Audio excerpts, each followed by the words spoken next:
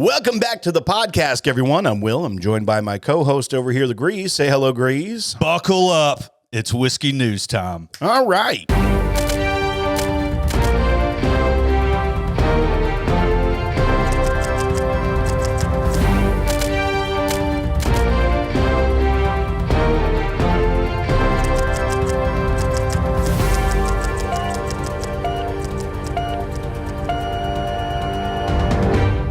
Here we are. We're doing the news that you can use to make informed drinking decisions.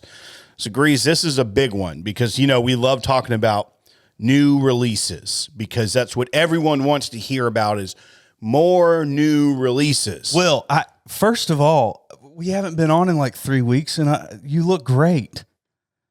Why, thank you. Yes, he does look nice. I love new releases, Will, yeah, of course. This one's interesting. So, caveat here, I normally don't talk about this company. I still have unsettled beef with them. Yeah. But we thought we'd give it a go. Grease talked me into it. But this is a brand new release from Bardstown Bourbon Company. And this is the Cathedral French Oak Finish. Let's talk about this. Mm-hmm. This is a special release. It's coming under their collection, the Distillery Reserve.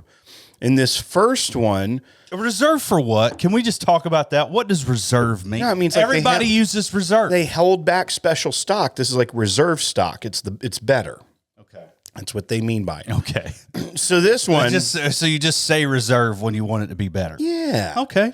So this one is Cathedral French Oak, we said. So it has a blend of whiskeys, of bourbons, aged 9 to 18 years old.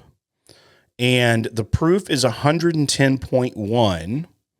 And it is then finished for another 14 months after they blend it in 300-year-old French oak. Right. And so there's it's five not different bourbons. It's not a 300-year-old barrel, Which is what you thought. which is what I thought. Yeah. I mean, naturally, I don't know why you wouldn't think So that. But apparently it's just 300-year-old wood. Right. The trees themselves are 300 years old, which kind of have some issues with. But they didn't have them chopped down for the barrel exclusively.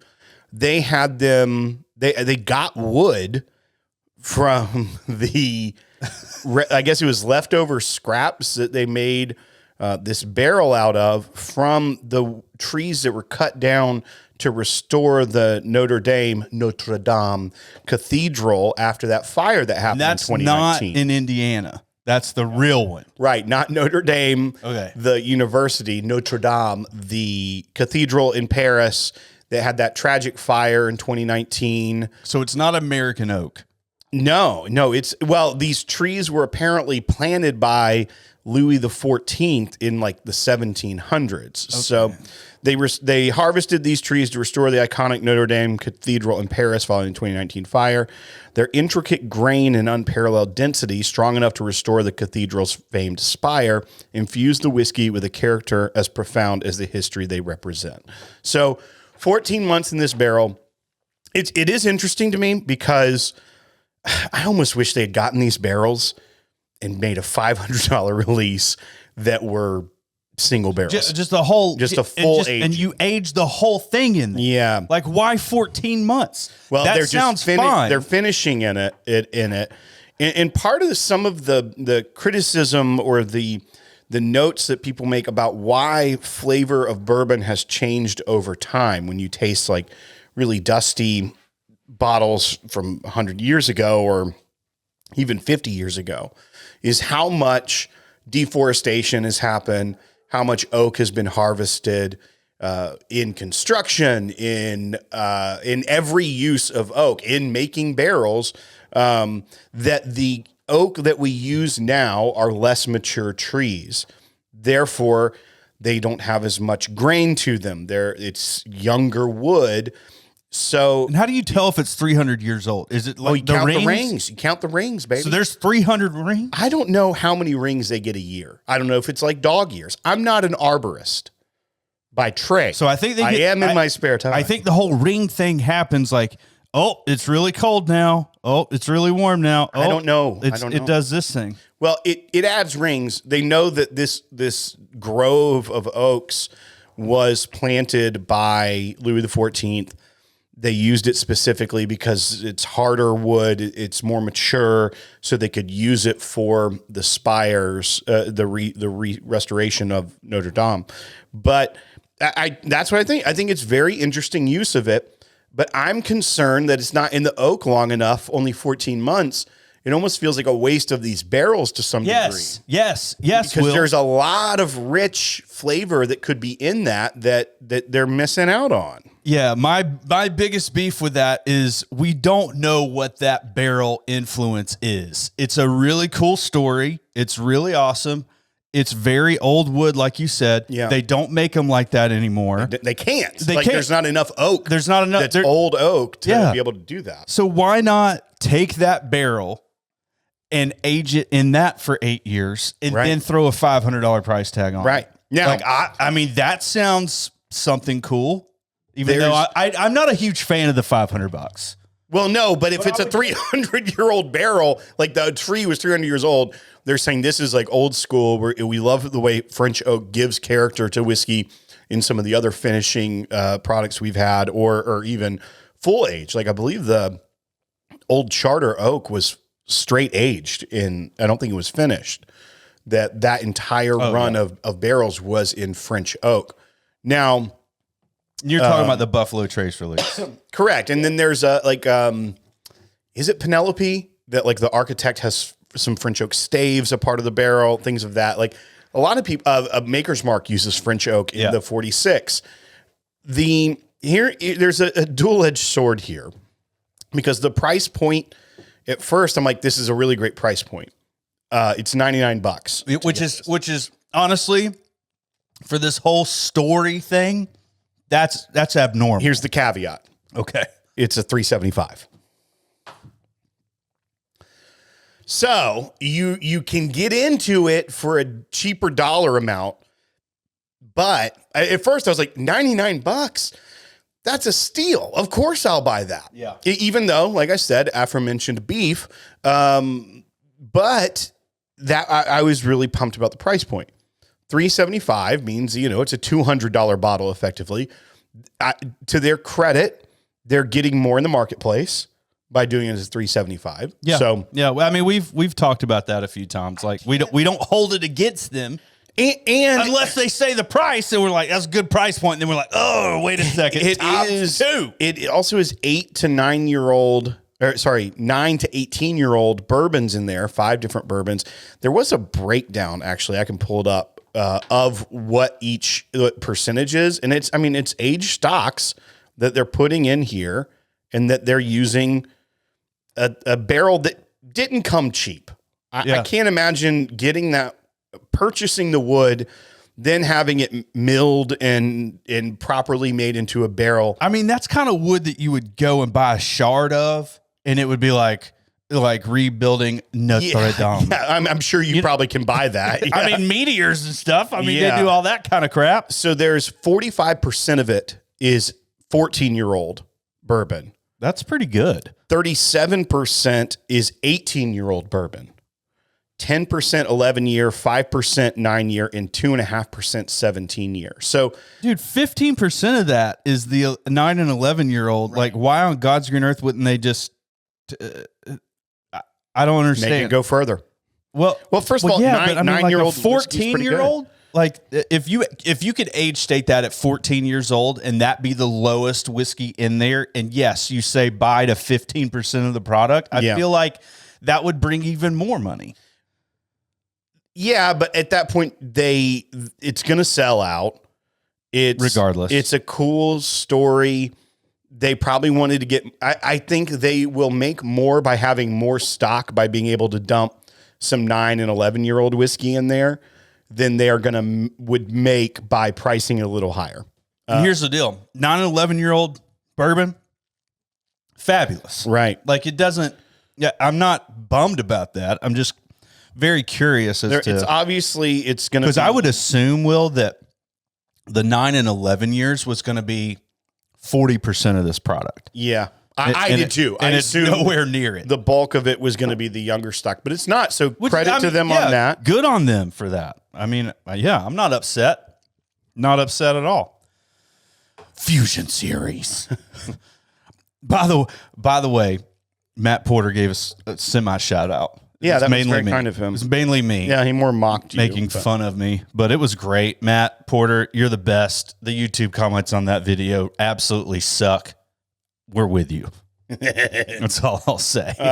So that's all we've got on that story. It's kind of cool. Yeah, I'm interested to see what a 375 Bardstown bottle looks like. I think it looks the same. It's just mini? Shrunk. Yeah, half of the size. Okay. Do you think they melt it down? Even their mini bottles are identical. Oh, that's because you can get the 50 mLs that's that look the same. Yeah, we don't really buy Bardstown stuff, so I don't really know. We have beef. I have beef. I won't let it go. Grease done. We had a situation. Now I have come out of that in a little bit better of a place. Yeah, I'm still hanging on.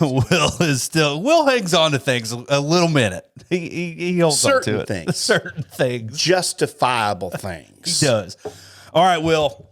If y'all want to reach out and make it right, y'all didn't the first time. So anyhow, this is, we talk about, they're not watching. It's fine. It's not. They're not. So we got tariff news. Oh. Everybody's always talking about tariffs. Yeah. People love when we talk about tariffs on here. Yeah. And guess what, folks? Tariffs are going down. They're going down. Going down. Yeah, they're actually going, are you talking about they're happening or they're going down in percentage? Oh, down in percentage. The ones I'm talking about. I know. This is actually kind of sort of good news. So we're going to probably, maybe not.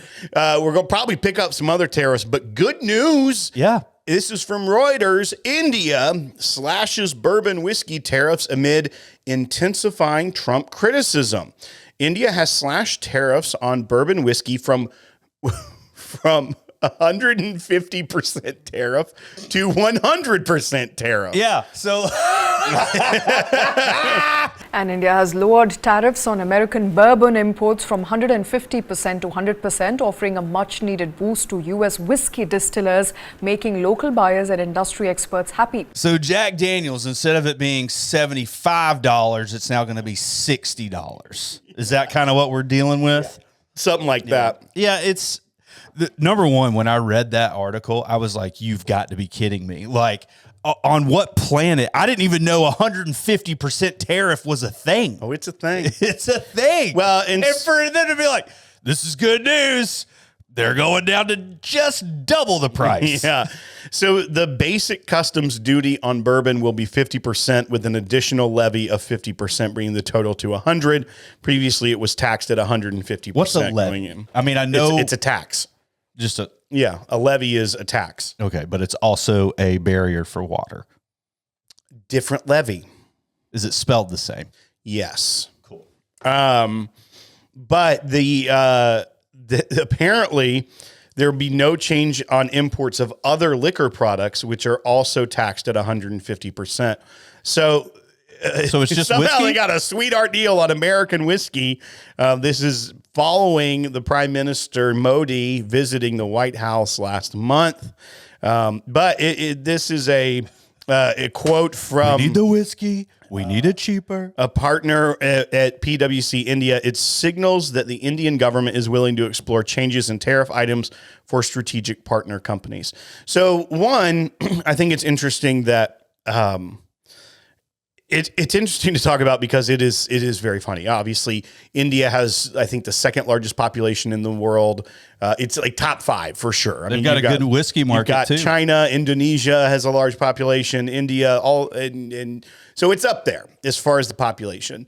Now, obviously, there are much more developing areas of India, but there are also very large, bustling metropolises. It's not like every person in India is a potential American whiskey drinker. Some Indian whiskey, like Amrut, I think is the name, that Tarak has given me or like has poured for me is fantastic. Typically more single malt.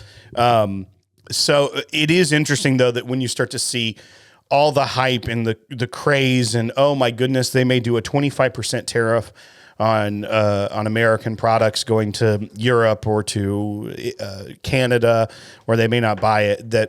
The global marketplace is very diverse, and some countries that have much larger populations than the country of Canada are already taxing that at 150%. Now, does that mean for some brands that could drive up demand? Yeah, I mean, I think if you're dropping a tariff by 50% down to only 100%, that could open up the door for some more demand, and maybe there's a future there as well. But I think that it's just fascinating to think about the fact that we get hung up on some very specific tariffs.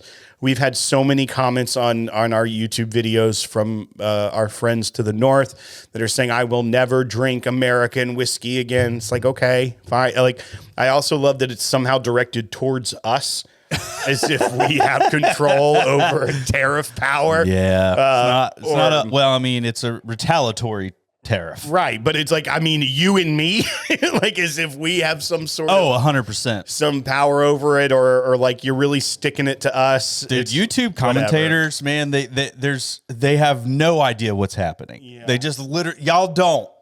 You have no idea. You don't know what's happening. It's like they bunch of greases out there typing away. Yeah, like here's a perfect example. Matt Porter did the JD14 video, and it came out, and like somebody was like, "Oh, I'm not getting this bottle because obviously Jack Daniels paid Matt to review this. This is just like smoke and mirrors, like all this other stuff." I'm like, that's not how it works. Matt wishes they paid. He wishes. Yeah. He wishes. I think they even threw out a number like they paid him $500.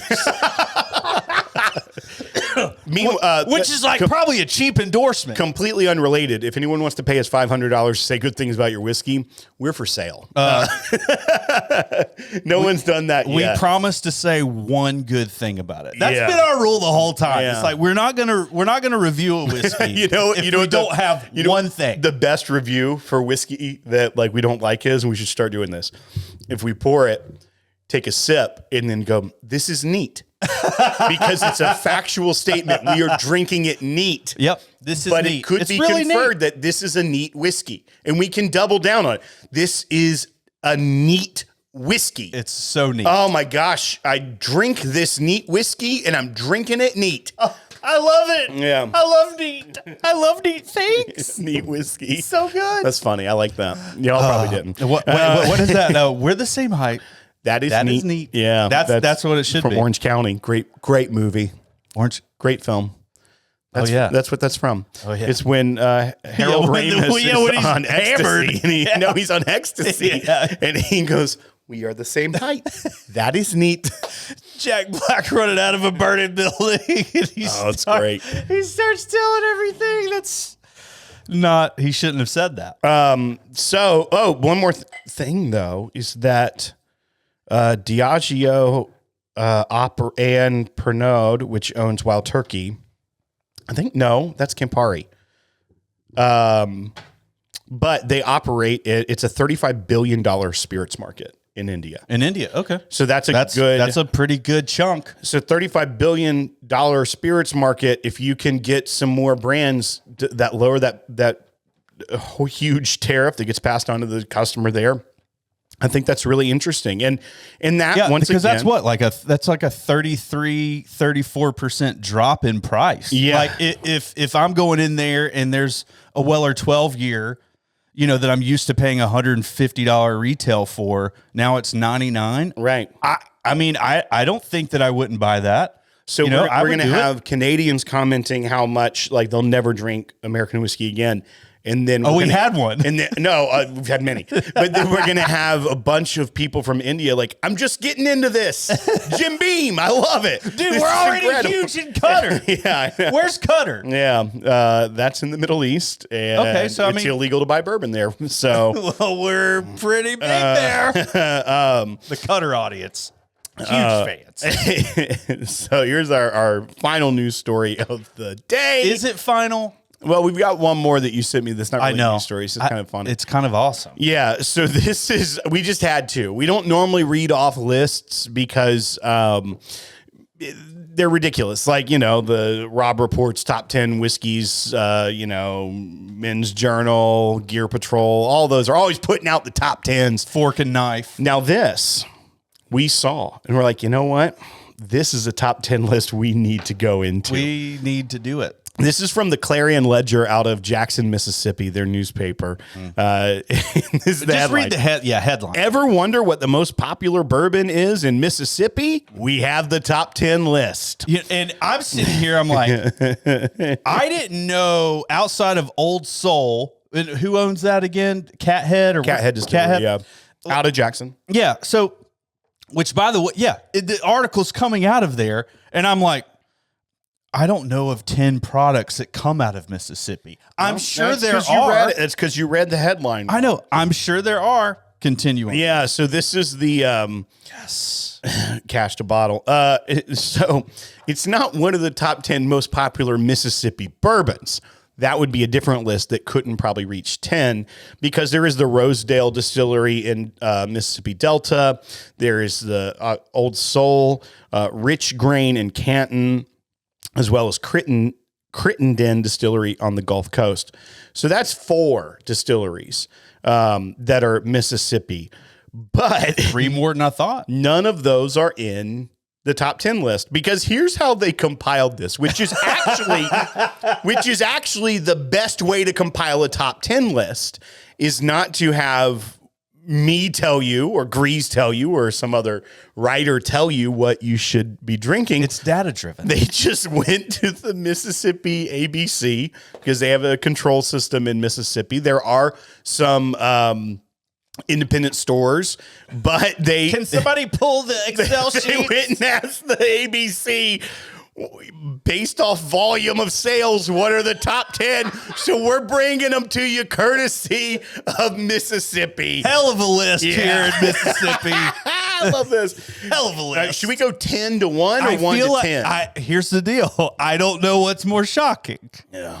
Because it's gonna give it away so fast. Start with 1. Well, start with the top whiskey. Number 1, and some of them I won't read them for all of them, but they give a description of the whiskey underneath each one, which they just took the first sentence from the website of each of these. Love it. This writer had a deadline and he nailed it. From Jackson, Mississippi. By the way, if you're this writer, okay, and you happen to come across this and you want a little bit more time, feel free to come on our show. I'll Let talk us to you know all day long. Yeah, I love Jackson, Mississippi, by the way. Let I'm a us big know fan of your that real town. thoughts. All right. Not under the gun. Number 1. Yeah. Jack Daniel's Black Label. Yeah. Some would just call it Old Number 7. Yes. But it says this is made at the Jack Daniel's Distillery in Lynchburg, Tennessee. It is considered a sipping whiskey at 80 proof and sells for around $25. Yeah. So immediately, Right off the bat. I say, Will, that's not a Mississippi whiskey. Well, none of them are. None of them. None of them are. Zero. It's just based off of volume from the ABC. It's just a Number 2, Jim Beam.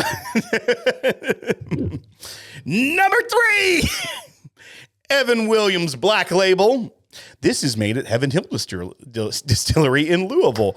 It is a non-age dated whiskey and bottled at 86 proof. It can be purchased for around $20. Thank you. Number 4. We didn't know that about Evan Williams Black Label. Yeah. We had no idea. Solid journalism here. We had no idea. Maker's Mark comes in at number 4, bottled at 90 proof, can be purchased for around $25. They've actually got some pretty good prices in Mississippi for a control state. Woodford Reserve at number 5, 90 proof, can be purchased for $25 to $30. If you find Woodford Reserve for $25, that's a pretty good deal. Buy it now. Number 6, Four Roses. Which one?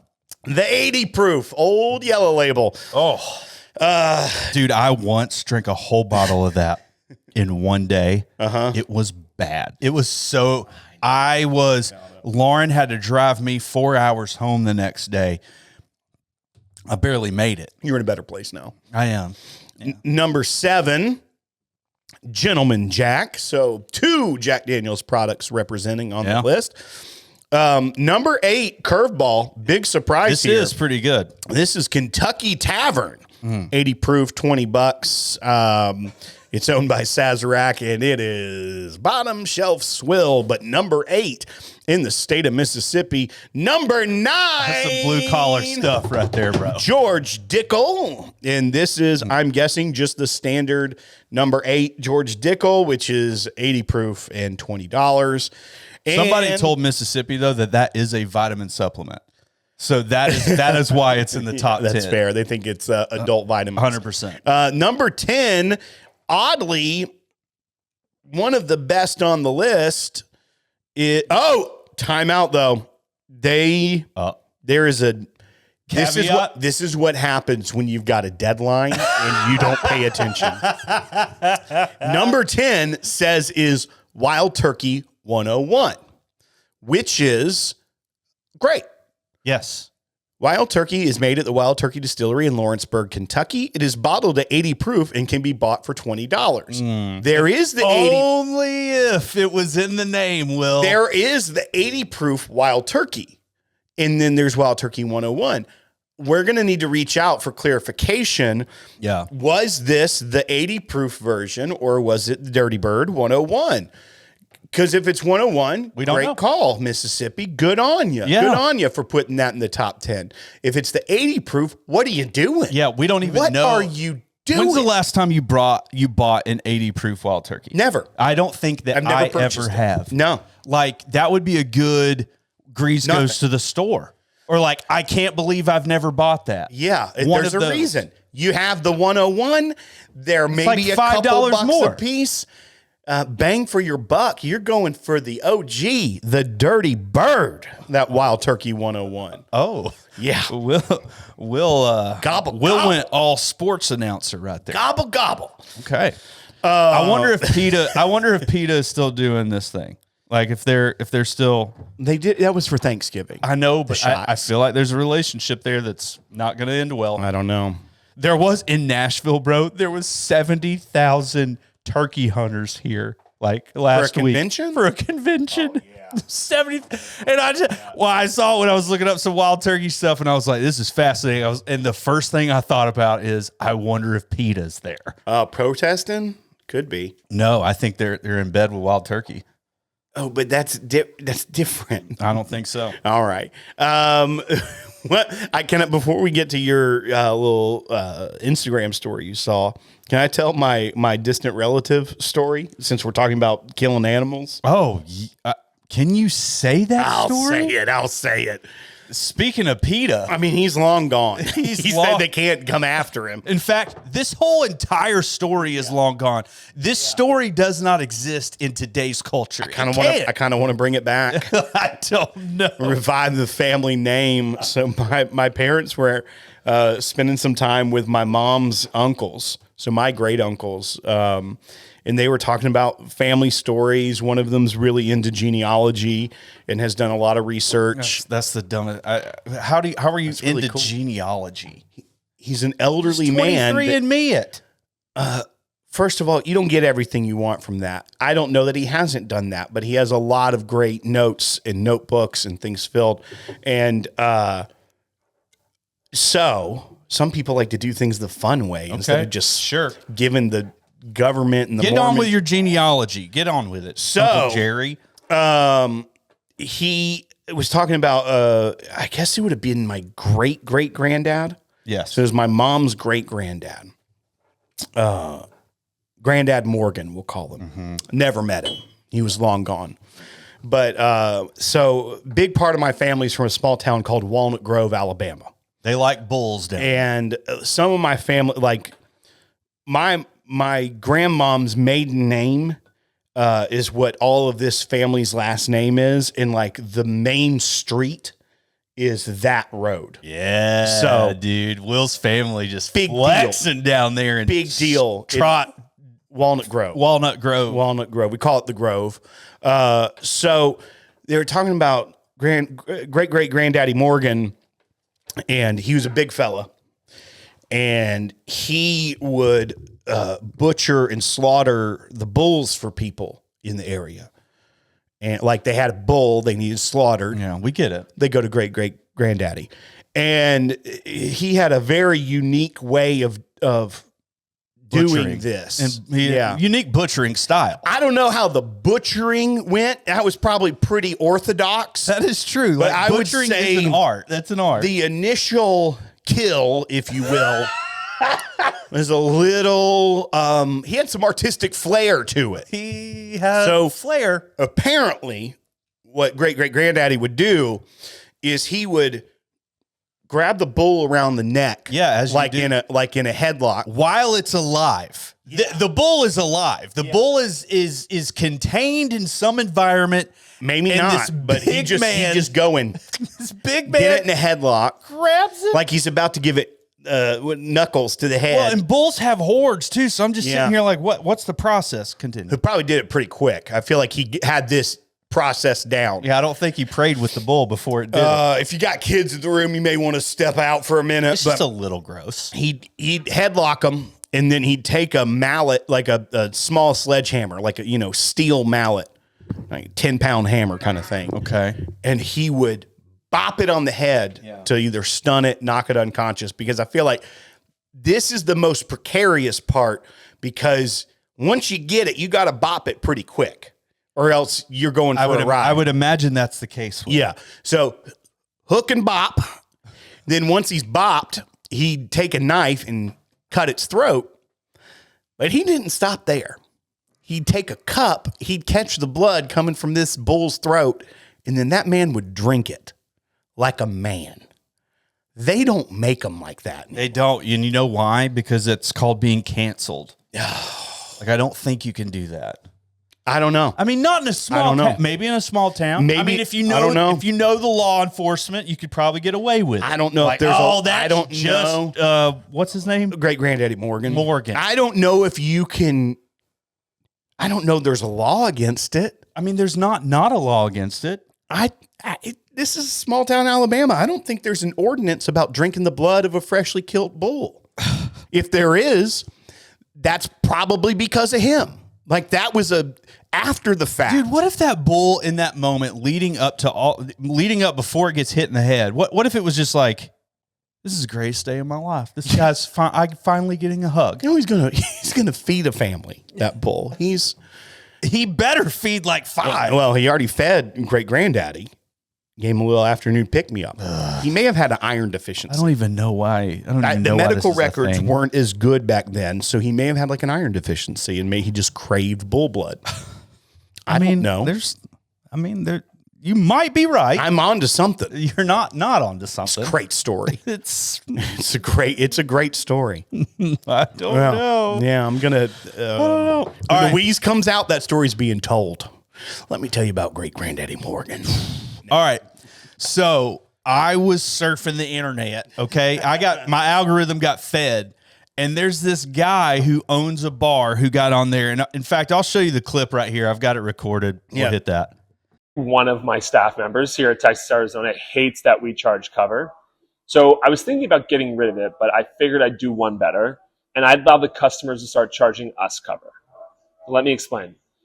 Instead of us collecting $5 from customers at the bar, or every time they walk in, we decided from 8 to 10, we wanted you to get there early. So from 8 to 10, if you get there that early, we're going to give you $5. It was so successful. Everybody wanted to take advantage of it. Even in a day that was terrible weather that day, we are going to do it again. So this Friday at Texas, Arizona, and we added a bar at my other bar, McSwiggins, down at First Street. If you come to the bar between the hours of 8 and 10 p.m., we're going to give you another $5 just to come in. It helps us. We get a nice little crowd early. It helps you guys. You guys get money to walk into a bar, which I've never heard of a bar doing in my life. And so you win, I win. It's a great time. So this Friday, February 28th, you can get $5 richer from me personally, just to come to my bar before 10 o'clock and enjoy yourself. If you didn't dissect that at all, here's what's happening. Some bar owners, it's like, screw this, man. I'm going to pay. Like, I feel like if you, as a owner of a bar, if you said, I'm paying people to come in here, that's not really good. However, if you do a reverse cover, That's actually kind of clever. Well, that also being said, a lot of places there's strict rules about like you can't give free drinks and things of that nature. Oh, right. And so if you think about it, I don't know what the drink costs are here, but that's why 2-for-1s is a thing. Because it's a loophole getting around a law that you can't say your first drink is free at happy hour or something like that. But they can do a discount. So effectively, you're paying for 2 at half price. Yes. So it's like that. And some places don't allow 2-for-1s. And there's now a ban. Like in Russia? No, Communists. I'm not calling them out, Okay. but just let people stay there and don't know that we get the 2-for-1s. Okay. But there's also why so many people in New York, Tennessee. New York used to have like bottomless mimosas for brunch, and then I think they passed an ordinance against that where you can't have an unlimited quantity of alcohol. So there's a lot of things where I'm almost wondering if in his head this is like a 2-for-1 special at around. It's not a happy hour. It's that intermediate time when the traffic could be slow is a way to get people to come in the door. Yeah. And so I think it's clever. He was saying like you have to come in between 8 and 10 p.m., which, I'm assuming the bar's probably open till like 2 a.m. So you get a big crowd in there. Yeah, and you get it hustling and bustling. Clearly trying to eliminate some of the lull time where if you have a big crowd for coming early, say you have 100 people in your bar, $500. If you only had 20 during that time. Right. The math probably works out pretty quickly where he's just lowering some of his profit, but boosting it by boosting demand at his bar during that time. Have you heard pretty of anybody doing this? I haven't heard it either. I would say this, like in the comments, if you've made it this far, number one, we appreciate it. Number two, have you heard of anything like this across the United States or whatever, Canada too, and Qatar? Y'all can chime in too, but I just thought it was fascinating. I was like, man, this is crazy. And the fact that he said they've done it before and it was hugely successful makes me believe like this model does carry some weight. And so like, could we see all bars eventually saying, well, here's a little cash for you to, buy something in the store. It's like a gift card. Good for him at his cover only being $5. Yeah. Because we went to Skulls the other day. Let me go ahead and tell you something. Skulls Rainbow Room in Nashville. What was it? $25 each? Something like that. If not more. Now it was a burlesque show, but many places that have covers in this town are pricey. Yeah. It's not $5. I'll tell you that. No, it's not $5. I mean, you can't even park in Nashville for 10 minutes for $5. No, they'll get you. Yeah. It's like, oh, you want 30 minutes? $18. Yeah, 100%. So stupid. Can we go to the 15? I would love to, Will. Hit the music. Yeah, I've got that video recorded, so I can just play it. And we're back from the 15th. Some say we never left. Will. This is a full circle situation. Full circle. Because we did this as one of our news stories a few months back. Yeah, we were butthurt about it. No, you were. I was. Yeah. Yeah. I don't understand. This is the topsy-turvy barrel. But it's like the hoof to whatever. Well, it's called Snout-to-Tail. Snout-to-Tail. But this is where they flip it. They flip it through the process because they stack them upright like scotch. So these are stored vertical. Yeah. Okay. And then they flip it. 180-degree barrel aged with 2 toasted heads. So the heads are toasted, as they say. Yeah. The top and bottom are toasted. The round parts in the middle, they store it like that. Then they flip it. So you have the influence of the toasted oak from the ends. So here we go. We've got WhistlePig Snout-to-Tail Bourbon. It's 10 years age stated, 88 proof. Snout toast is Vermont oak #1 char or #1 toast. And then the tail toast is Vermont oak #2. So it's got 2 different toasts on it. Snout-to-Tail Bourbon is a one-of-a-kind expression of our whole-hogged commitment to crafting whiskeys bigger, bolder, and better than generations past. 10 years worth of complex flavors are doubled down and turned up during secondary barrel. Does it say turned up. That was I was still stuck on the Mississippi. Oh, I was so close to being like, good on you, If they said WhistlePig. turned up, I would have said buy. Buy it. Don't care what it tastes like. 100%. During secondary barrel aging with our experimental two-headed toast, each barrel head brings distinct toasted notes to round out the character of this palate-pleasing straight bourbon whiskey Snout-to-Tail. It is distilled in Kentucky. So sourced Kentucky bourbon, Snout-to-Tail. Now, typically their stuff is from Vermont and Canada, but those are the ryes. Yeah. A lot of Canadian rye. Well, there used to be a lot of Lawrenceburg, Indiana rye. But That is true. Yes, they did pull it from Indiana for a while. Nose Those is were pretty- some of the most sought after, but man, the pick that we did way back in the day ended up being the Canadian rye whiskey, and it was by far the leader in that pack. it was the greatest WhistlePig I've ever. It was really good. You don't like it? I haven't tasted it yet. The nose is good. I don't know how that's 88 proof. I don't know how that's 10 years. I like the nose. Maybe Tastes I won't young. drink it. I liked the nose. It kind of tastes a little young, Will.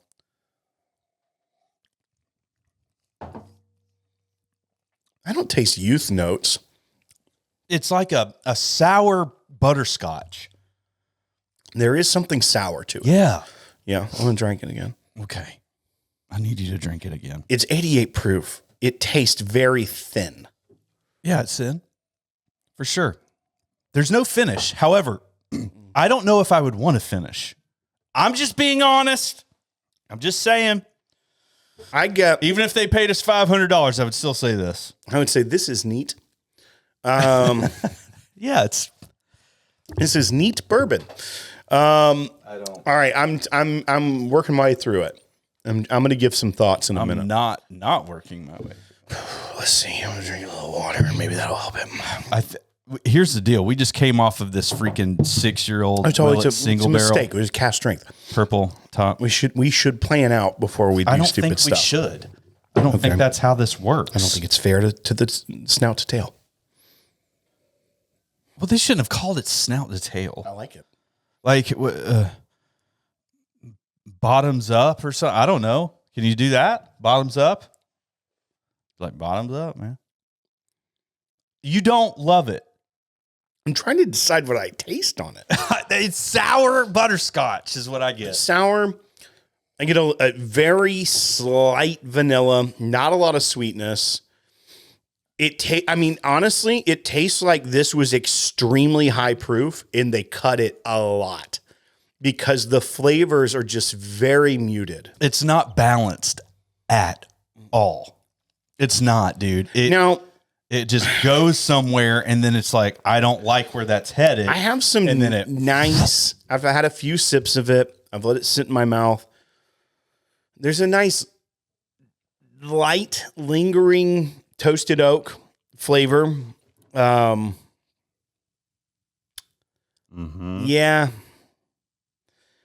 I'm gonna say buy bar pass. Okay. I'm a pass with a very strong caveat. It's around $70. I'm a hard pass with a slight caveat. Yeah, I'm sure. My caveat is if they were to change the label and say doubled down and turned up during the secondary barrel, I would change to buy. That's all you'd have to do. I would not. I wouldn't. I mean, I would be like, good on you, but I can't. Thanks for watching. I just can't. Their rye is so good. In the piggyback, like I'm not a huge piggyback fan, but dude, their freaking cast strength 10-year rye is incredible. Like we've had so many good stuff. Now the whole bespoke thing or whatever, that's way over $120 for like a 86 proof bespoke blend. I don't know if they do those anymore. They probably It's don't. been like 10 years. Yeah, because nobody wants to pay $120 for an 86. I have a great one still in my possession. sure with you with a do. very special story. I'm sure it is very special. But that's like a circumstance, Will. That's not like the whiskey. That's just the circumstance that makes it special. You know what I mean? I'm disappointed. It's not like you were drinking that while you were getting pulled over. So you know how they have that 6-year That would rye mean something. the WhistlePig. They have a 6-year rye called Piggyback. Yeah. And that's kind of that was the bar. Yeah. The whole point was to kind of make it something that wasn't too expensive so you could make cocktails with it. Yeah. I like it for that reason. I don't think it's a good neat drinker, but it actually I've made really good old fashions with it. I agree. This is too overpriced to say like even get it to try with cocktails, but there is a little bit of me if you add things to it, if it could make some of those flavors bloom, like some of that toast and things that could be good in a cocktail, but not for $80. It's not worth that. Yeah. I know it's 88 proof. I'm no caveat. Zero caveat. It is a hard pass. But I'm going to see if adding water, so making it like 60 proof, like somehow changes. This should have been bottled at 60. No, For but real? just to change the chemical makeup. You didn't even. I did a couple drops. Literally, that's all You it takes. put it on your finger, Will, and then just tapped it on the top of the glass. Honestly, that may make it taste better. I don't. Remember when you lick your skin and then smell your skin? No, you don't lick it. You go. When he does blind tastings, he does that. It resets it. So he I read it on the internet one time, and it works. It really does. I don't think it works. Oh, you know what? That made it a lot more oaky. No, it made it a lot more oaky. Oaky? Yeah, not necessarily like it's just straight oak, but there was no oak on that, Will. All right, no, that's too much. Just a dab. That's way too much. Shut up. When you're 40 proof liqueur, that opens it up. It's not the dilution. I don't know it's if the it chemical opens makeup. it up. But you get a lot more oak, don't you? I'm not. It takes off that harshness of the sour. The sour mash. And so, That's yes, what it is. Can your brain comprehend different notes with that? 100%. Let me go ahead and tell you what you should not do, though, is release a whiskey that's not good at the proof that you put it out at. I'm just saying. Yeah, I disagree on that. I don't. You shouldn't put out whiskey that's not good. I'll agree with that. Here's the deal. I'm not offended by this. Did you buy that? But I would put this in the $40 range. Did you buy it? And then maybe I probably wouldn't buy. No, somebody left it here. I wonder why. Because I had a party here, Will. No, I wonder why they left it. Well, that's fair too. All right. That's fair. I don't know who brought it. If you brought it, leave a comment. Let us know. I mean, we did it. We Details really are did fuzzy. it. That was good. That was good. Yeah. Hey, if you want to hang out with us, we're about to go do some stuff with our friends over on Patreon. Patreon.com/thepodcast. It's not just supporting the show and keeping it going. It is a gateway to a community of friends that you never knew were possible. It was so many of our patrons that were here for that Jack Daniel's tasting. That's how people got in the door, was being a patron. Yeah, and we just being friends with us. right out here hard for about 6 hours. So it's a great community. It is people that we've grown to love, that we have really good friendships with. So if you want to be a part of a really cool community, that's the way to do it. Patreon.com/thepodcast. I had a neighbor who's just like, he knows what I do. He's a really good buddy. We typically drink beers together. It's kind of his thing. He likes nice beers. But he came over here and he's like, you know, he would try a whiskey every now and then of mine, but wasn't really into it. He comes here and literally 10 people like circle around him and like start just, you need to try this whiskey. What do you like? We need to try this one. You need to try that one. And he's like, I feel like I'm a whiskey guy now. Nice. And it's just because like the people are so good. They're so kind. They're so nice that you're not coming into this community like you don't know anything. So like if you don't know something, you can't add to this. So we're done with you. These people are like super approachable and just love sharing whiskey and like would love to freaking just pick your brain as far as what you like. And then they'll just start throwing some things at you. It's really awesome. Really special people. Also, go ahead and if you don't want to join that community, do us a favor and just subscribe to the channel. That helps as well. Give a thumbs up on this specific episode. This one is the one you need to hit thumbs up 100% right now. And we don't know Jack, but we'll drink it.